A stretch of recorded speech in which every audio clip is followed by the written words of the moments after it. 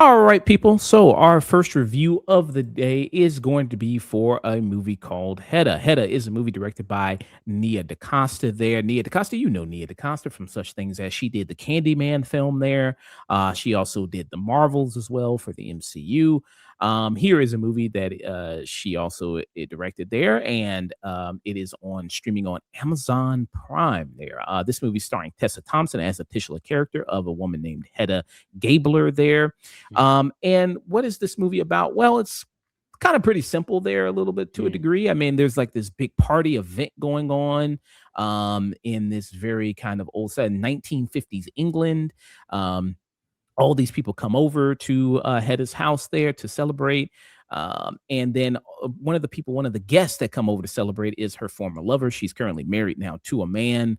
At the moment, her former lover is a woman's, and then her former lover and her husband are both competing for the same job. I think they're trying to be like they're competing to be a professor, right? Yeah, it's professorship at Professorship at a there university. at a university, so they're both competing for that. So there's a lot of drama there, but that's not the only drama of the night. You have all these other people who it's like, did you ever see that movie Project X? Did you ever see that? Oh, yeah, way back. It's like Project X mixed with like a little bit of like Bridgerton. It's like all this sex, all these people are fucking each other, people cheating on each other's wives, Mhm. people sleeping it's like kind of basically all this debauchery going Yeah. on this one night. And it's just basically almost like how's anybody gonna make it out of this night and what's kind of gonna happen. That's the setup you have here. And it's based on a I see it's based on a stage drama there from Yep. 1891. There's Herkin Isbin's Mhm. stage drama there. So it's been adapted there. I don't know how many other times it's been adapted. Not that many, but this is probably one of the more recent this is by far the most recent adaptation. Everything else is usually it's a play. Mm. Although it's been like mentioned or like I think BoJack Horseman did. I think they did a same production of it. Oh, There's like a okay. brief scene, like they do it with the inmates who are like playing roles like in a prison, if I recall. It's Oh, like it's okay. a blink or a miss it. It doesn't this one doesn't get brought up a lot. Mm, okay. Interesting. All right. Do you know much about the play? I did a bit of research before. I also wrote I decided to read the stage play a bit before watching this movie just to get fresh of what the differences are going to be because right from the get go, it's very different. This movie takes place in the 1950s. The original work took place in the 1890s or the early 20th century. Mhm. So, Hedda Gabler is considered. It was made by a Norwegian playwright, Henrik. Is considered one of the. It's considered basically a masterpiece in literary realism and this kind of drama. Mm. Uh, it's regarded as such because of the main character, Hedda, who usually when you talk about plays or things like this, there's usually a main character is usually the positive aspect of the character. Hedda in the play, as much as this movie, is not a good person. She is what was described as an anti-heroine. She Mm. is not the heroine of the story, even though she's the main character. A lot of the play focuses on similar elements of the movie, but the play focuses on her being married to George, her husband, and he's not. He's a good-natured man trying to do the best he can, and Hedda, being the wife, I'm sorry, the daughter of a general, she had higher expectations of her life, higher desires of her life, and when when basically a rival of George's who wants to go for the same university, uh, he comes into their life. She basically gets this idea to well, I kind of want to manipulate. I want my life to be more focused and I don't want my life to be jeopardized. And I've never truly manipulated someone before and that's a very dark, innate desire I've always kind of wanted. And she starts exploring that because she knew him from a previous romantic relationship. In the movie, the rival is Julian is sorry, not Julian, sorry, my bad. Uh Alert. In the original, he's called Alert, but in the movie, they call her Eileen. They make Mm, her into a woman basically in the movie. okay. Mm. Yeah, and that's played by Nia Haas there, Mhm, who's, in this movie there. Yeah, so that's what you kinda have in the setup, and, like, things are kinda going crazier every night, and Tessa Thompson, who's mhm. the, Hunter said the movie's a bit Saltburny, and I love that the shit gets messy. Yeah, Yeah, that's a good comparison also, Saltburn. Saltburn with a bit of, I think it's 2012's Great Gatsby with, Leonardo DiCaprio. Yeah, with yeah, A lot of him visual and motifs from it. Tobey Maguire, yeah, Yeah, that Tom kinda McGuire. kinda thing there with that.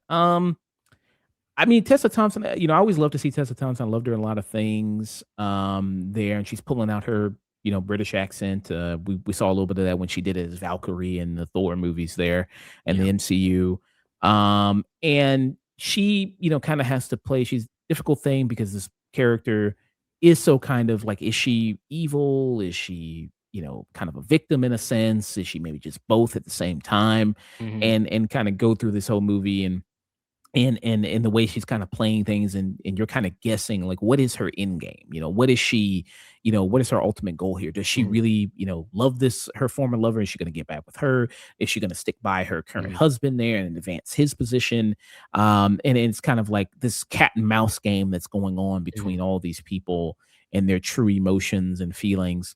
um I just don't think I was as into it mhm. throughout it as it was going on as much as I maybe should have been. What about you? Yeah, so already from the trailers, it was very clear that this interpretation of the work was going to be vastly different, not only because it takes place in a different time period. Right from the get-go, they have these lavish parties, these lavish situations, and yeah, as it kind of feels a bit Saltburny, a bit Great Gatsby from 2012, and this over extravagance. And I can't fault the cinematography on that, or the costuming, or all those aspects. But I think with it going that route, it misses the subtlety, and its changes don't improve upon the original stage play. If anything, they distract from it. It Mhm, becomes overly messy in a way that, while the original one is like regarded so highly because of its precision and internal logic, Hedda is a character that is viewed in a modern sense, at least from the original play, as a very flawed individual to even a villain. She has a very internal logic. She doesn't make illogical standpoints. She doesn't. You understand why she's doing these things, even though they do seem almost chaotic. They all almost seem counterproductive, but there is an internal logic. She is ultimately trying to manipulate a few people's fates. She's trying to take control of other people's lives in her hands, and in doing so, she creates chaos. And that chaos leads and bleeds into everything else that she's trying to control. That's what makes her both simultaneously a character you don't want to see succeed, but also are intrigued with. In the movie, say what you will about Tessa Thompson. I think she's just fine. She's okay here, but ultimately, these changes that they did for the story, the mess, the salt burniness of it, ultimately takes away from the almost certainty of those actions. And because it takes away from that certainty, it just kind of gets bogged down in its own overly messy nature, and mm, it doesn't really leave a satisfy. Doesn't really even leave a satisfying ending. mm. Did you think it's a case of I mean, all these people seem like kinda awful people, so I was like, I don't really care what kinda happens to anybody here, Yeah, so in the play, it's actually quite different. I can go into it if you want. sure, yeah, go ahead, yeah, let me In the play, George, like in the movie, is fairly stand up. He's even more stand up in the play when the manuscript is disappears during a drunken night, he immediately notices it and goes, "Oh, I'm gonna return it." Even though she's like, "Are they're going after the same thing you are. What are you doing?" He goes, "What's the right thing to do? I don't wanna win by cheating. Like, I if, like, the if it's a better thing, it's a better thing." And Hedda can't stand that idea because that gets in the way of the mechanizations of her plan. Even though she wants him to succeed, she wants him to succeed of various merits. She wants to do it through her hand, not through anyone else's. Mm, Um, your the rival, I mean, in the movie it's Eileen, but Eilert, they were originally her and Hedda were in a previous relationship. And it's hinted that he was kind of a partying mess. He got drunk a lot. He was very much so, but and he's sobering up for Thea. And so when he eventually falls to that and loses his manuscript, he's really seen more as a tragic figure, just trying to crawl his way back into doing something decent. He wants to make a masterpiece. He wants to do these things, and you kind of admire his pulling himself back from the brink. And Hedda tries to manipulate that aspect of it because you have then these stationary characters of people that have issues or flaws, but ultimately are trying to do what they believe is best. He even openly admits in the original play, he confides in Hedda and says, "I'm not competing after." It's a big reveal.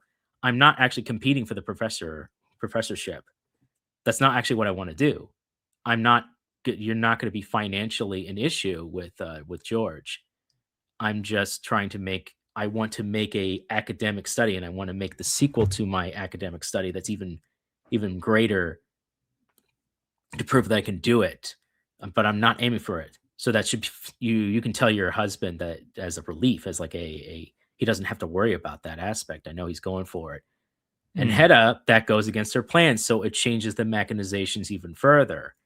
It's a character study of someone falling more and more through their own mechanizations and their own desire to control the narrative of things and aspects until it eventually all comes tumbling down through their own actions. And they have in their head what they believe it's going to end. And then when it doesn't end in the ways that they want, she puts herself in honestly the worst predicament she could ever been in. And that's what kind of makes the story very tragic and dark, but also interesting and kind of compelling. Well, it because all the characters are not good, okay people, you kind of don't care when stuff starts happening to them. While in the play, because you kind of start to care and understand their ambitions and get to know them as characters, her plans interceding in the way just gets more. It feels more tense, and you want to know, oh, how's this going to go? With this, while I was watching this, I'm like, I could give a crap. mm. Um, Interesting. Yeah, because yeah, I mean, not say you can't watch a movie with bad people Oh and get no, because there's movies with criminals and you can get invested sure. in that But and there's they have usually a pull to it. There's usually a at least a character has a guiding aspect to it, and you're at least kinda I mean, Cheeky Blinders is a show about Peaky you mean Peaky Blinders? Peaky Blinders, yeah, Peaky Blinders is a show I know, I don't know why. It's British, so I just said cheeky. Cheeky Yeah, mate. Cheeky Mate. Yeah, Peaky Blinders. They're all criminals. They're all bad people, but they're also strange. They're written well enough that they're strangely compelling. There are characters within that actually do try to do like somewhat the right thing, even through bad means, and so they you kind of find them compelling. Similar in some aspects to some of the characters in Boardwalk Empire. You can have characters that are in they're not good people, but they're still fun and entertaining to watch. And I just never felt that here. Mm. I mean, Mhm. everybody's gorgeous, Yeah, yeah, yeah. from the Like I women said, to the the men. costuming and cinematography is pretty solid. Yeah, the costume is good and, Tessa Thompson, I mean, I could see this maybe being nominated for maybe best costuming there, and Tessa Thompson, I think she's obviously stunning, in it, and she comes into the movie, and I think she has somewhat of I mean, the way she kind of flows into every room there, the constant, kind of back and forth she has with certain people who interesting as well. That's kind of an interesting aspect, but this whole kind of what they're fighting for and like this kind of being like, maybe the end of the world or not. It's like I just really wasn't that invested in it and invested what was kind of going on in it. Besides all the pretty kind of glamour that was on it.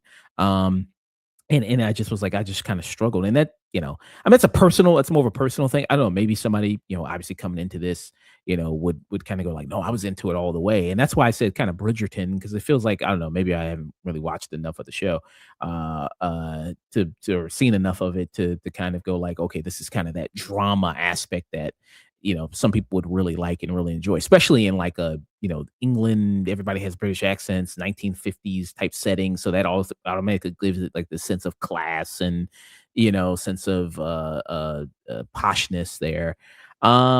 Yeah, Mhm. what do you kinda think there about that? Again, I think the costuming is good. I think the cinematography is fine. I just think it ultimately the script fails it, Mm, and the changes it makes to the original story do it no favors. Um, I think you also honestly there are movies in this era with the that honestly are just better watches.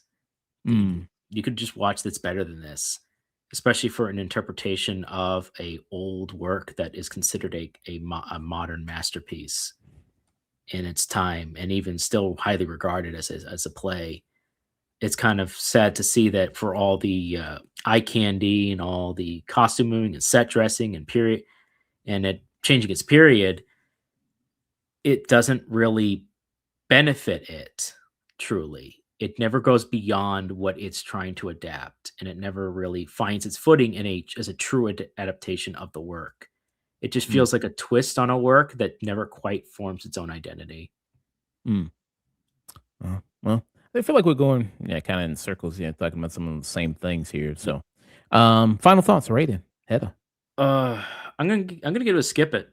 Ooh, wow, okay, skip it. It's Alright. not a bad movie. It's not necessarily a bad movie, but I just can't justify really watching it. There are better versions of this movie out there that have different subjects and hidden gems that you can watch. They're in kind of in a similar vein. Mm. Okay, skip it. I'm not gonna be as harsh as Mhm. you. I still enjoyed some elements of the movie. I'd give it a stream it. There That's with that. I fair. mean, it's on Prime. You can watch it there. It's available. I think that's about good for what it is there. Mm, And yeah, I mean, I don't have any connection to the play. I've never seen it, the play before. I don't know of the original material, so I'm not really judging it based on that. I'm just judging it based on what I've seen here from it, yeah. and kind of all the things I've said prior. Right. So yeah, that's just kind of my feeling, my thoughts on it there. But I mean, I do think the performances are good here. I think if you are going to see this Mhm, movie for a main reason, I think Tessa Thompson's one of them.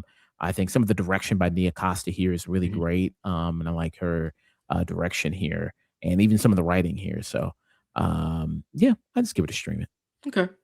All right. So, one stream it and one skip it Mhm. for Hedda.